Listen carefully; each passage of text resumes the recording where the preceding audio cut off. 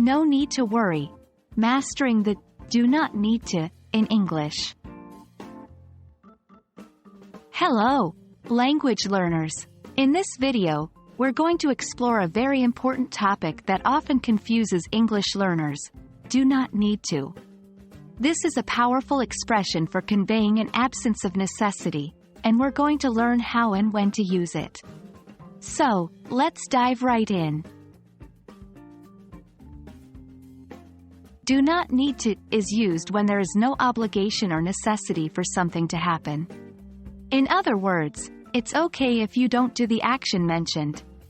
It's often contracted to don't need to in everyday conversation.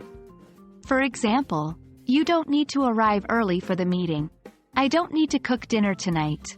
Both these sentences express that there is no obligation to do the mentioned activities. Now, it's important to note that do not need to is different from must not.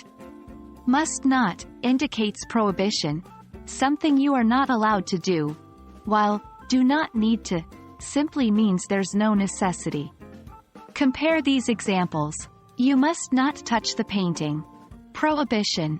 You don't need to touch the painting. No necessity, but it's okay if you do. We can also use do not need to in questions to ask if something is necessary. For instance, do I need to bring my passport? To get the hang of using do not need to, let's practice with some exercises. I'll say a sentence and you will need to convert it using do not need to. Let's start. 1. It's not necessary to wear a tie. 2. Is it necessary to finish all the exercises? The answers would be 1. You don't need to wear a tie. 2. Do I need to finish all the exercises? How did you do? And there we have it. Remember, do not need to is a great way to express that something is not necessary or obligatory. Keep practicing and soon you'll master this expression.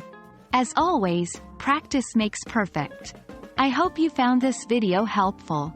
Don't forget to keep exploring and expanding your English language skills. See you in the next video.